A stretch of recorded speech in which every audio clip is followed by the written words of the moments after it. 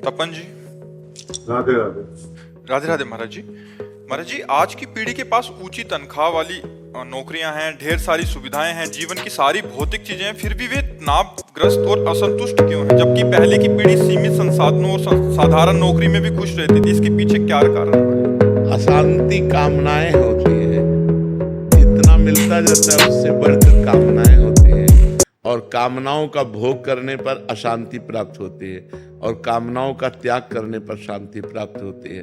त्यागात् शांति अनंतरम, त्याग से ही शांति का प्रादुर्भाव होता है, भोग से नहीं। आज हमारा समाज भोग प्रधान हो रहा है।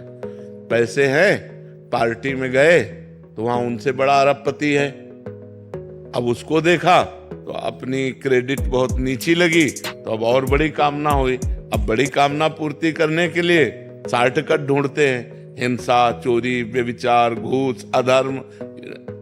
तो अब ये गंदे आचरण करने से शांति की प्राप्ति कहाँ होती है? दो ही बात होती है, या नशा और व्यभिचार में उतर जाता है, या धन के लिए वो गलत आचरणों में उतर जाता है।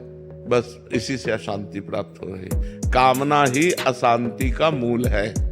और अशांतस्य कुतः सुखम, जो अशांत है वो सुखी कैसे हो सकता है? संतोष रूपी धन सबके पास रहता था पहले। गरीब है पर संतुष्ट है, वो अपने परिवार से, अपनी पत्नी से, अपनी स्थिति से। आज पति पत्नी से संतुष्ट नहीं, पत्नी पति से संतुष्ट नहीं, अर्थ की व्यवस्था से संतुष्ट नहीं, घर मकान की व्यवस्था से संतुष्ट नहीं, भोगों से संतुष्ट नहीं, केवल असंतोष ही असंतोष बढ़ता चला जा रहा है। क्यों ना धर्म है, ना अध्यात्म है, ना भजन है, न संतों की सेवा संग है, तो उससे सब दुर्दशा होती चली जा रही है।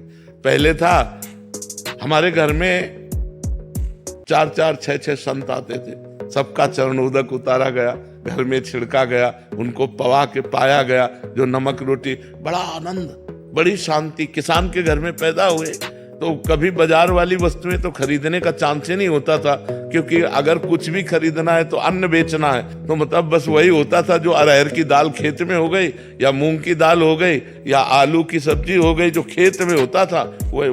पर वो अमृत जैसा, और बड़ी शांति, पर बड़ा आनंद था। सब हष्ट पुष्ट संतुष्ट। 11 गौएं थी, एक बूंद दूध नहीं बेचा जाता था, सब वो संतुष्ट रहते थे, सब प्रसन्न रहते थे। अर्थ की अव्यवस्था, भोगों का लघु स्वरूप, मिट्टी का मकान, लेकिन संतुष्ट है, सब स्वस्थ है, कोई रोग नहीं, कोई चिंता नहीं। क्यों? क्योंकि संतोष धन है, सत्संग है, साधु महात्माओं का सेवन है, नाम जप है, और गरीबी में भी सुख का अनुभव हो रहा है। आज अमीर हैं प्राय लोग, कोई ऐसा रिक्शा वाला भी नहीं होगा जिसके 1,50,000 का मोबाइल जेब में ना हो। समय देखिए, लेकिन गलत स्वभाव, कामनाएं, भगवान से विमुख हो जाना, व्यसनादि व्यभिचार आदि में फंस जाना। सब छोटे छोटे बच्चे व्यभिचार में फंस रहे हैं। एक 12 वर्ष का बच्चा यहीं बैठ के कर रहा था कि मैं बहुत परेशान हूं। परेशानी का विषय था हस्तमैथुन की लत और गर्लफ्रेंड। माथा पकड़ के हम बैठ गए, 12 वर्ष का बच्चा और गर्लफ्रेंड, तो हमें लगता है कुछ दिन में पलना में ही गर्लफ्रेंड। कलयुग का प्रभाव देखो। 12 वर्ष के बच्चे तो ऐसे जांगिया, पहले गांव में कबड्डी खेलते थे, उनको इससे मतलब ही नहीं था, स्त्री क्या पुरुष क्या, दुनिया से क्या मतलब। एक 12 वर्ष का बच्चा पूरा गृहस्थी का ज्ञान रख रहा है, तो मतलब क्या उसके अंदर असंतोष पैदा हो गया, भोगों का, हस्तमैथुन की लत लग गई। अब वो क्या अपनी जवानी को देख पाएगा? 12 वर्ष का, जैसे गेहूं गले में काट लिया जाए तो दाना नहीं मिलेगा, ऐसे 12 से 22 वर्ष की अवस्था तक यदि ब्रह्मचर्य नष्ट कर दिया जाए तो गृहस्थी में संतान उत्पत्ति लायक नहीं रहता। उसमें जो हष्टता, पुष्टता, योग्यता चाहिए वो खो देता है योग्यता। तो आज का जो हमारा समाज है, जो नवीन पीढ़ी है, वो अध्यात्म से बिल्कुल विलग होती चली जा रही है। अब कुछ जागृति हो रही है, जैसे संतों के द्वारा जागृति हो रही, जो अध्यात्म को सुनेगा वो जरूर संतोष को प्राप्त हो जाएगा। और बिन संतोष न काम न साही, और अछत काम सुख सपने नाही।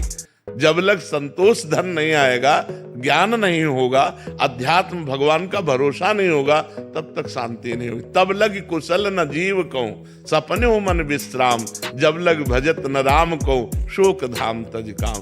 मतलब शुरुआत में गलत आचरण में अगर हमारे को कोई शासन में ले ले तो हम सुधर सकते हैं, लेकिन कोई शासन में लिया नहीं तो आज गिरते। एक सुल्ताना डाकू की हमने नौटंकी गांव में देखी थी। तो जब उसको अंग्रेजों ने फांसी का हुक्म दिया तो पूछा तुम्हारी अंतिम इच्छा क्या है? तो उसने कहा मुझे मेरी माँ से मिला दिया जाए। तो माँ से मिलाया गया, तो ऐसे जब माँ मिलने आई तो दांत से नाक काट ली माँ की। तो अंग्रेजों ने पूछा कि तुमने ऐसा क्यों किया? बोले मुझे फांसी पे चढ़ाने वाली ये माँ है, मैंने पहले दिन पेंसिल चुराई थी और इसने कहा बहुत अच्छा काम में आएगी, और अगर पहले दिन थप्पड़ मार देती तो आज मैं डाकू नहीं बनता। इसी माता ने मेरे आचरणों को गिरा दिया। तो आजकल माता पिता अपनी मस्ती में हैं, बच्चों के आचरणों की तरफ देख नहीं रहे, बच्चे व्यसन और व्यभिचार की तरफ बढ़ते जा रहे हैं और लोगों की कामनाएं बढ़ती चली जा रही। ये अशांति का कारण है। अगर ज्ञान हो जाए, धर्म से चले, दूसरों का उपकार करें, दूसरों का हित करें, तो अभी शांति मिलने लगे। बिना धर्म के शांति नहीं, और अधर्म में अशांति से पिंड नहीं छूटेगा। चिंता, शोक, भय। पढ़े लिखे बच्चे हैं और डिप्रेशन में जा रहे हैं, बड़े पढ़े लिखे हैं, सब अच्छी समाज के हैं। बिना इंद्रियों को रोके सुख शांति प्राप्त नहीं हो सकती। ये इंद्रियों की विलासता में हम इतना बढ़ते जा रहे हैं कि भाई भाई का खून कर रहा है, छोटा बेटा माँ को, पिता को। तो ये जो पवित्र संबंध गृहस्थी के थे, जिनमें एक मर्यादा थी, वो आज मर्यादा नष्ट होती चली जा रही। उसका कारण कामना। बच्चेपन से कामनाएं हमारी इतनी बढ़ गई, इतने असंतुष्ट हो गए कि हम ये कहते हैं कि जो गर्लफ्रेंड बॉयफ्रेंड चला है ना, ये सर्वनाश की जड़ है। जैसे 4 होटलों का आप रोज भोजन पाइए 1 साल, फिर आप अपनी रसोई का भोजन बराबर नहीं पा सकते।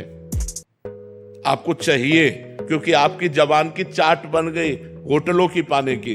तो 4 बॉयफ्रेंड, ब्रेकअप, फिर बॉयफ्रेंड, तो एक पति में रह पाएगी वो?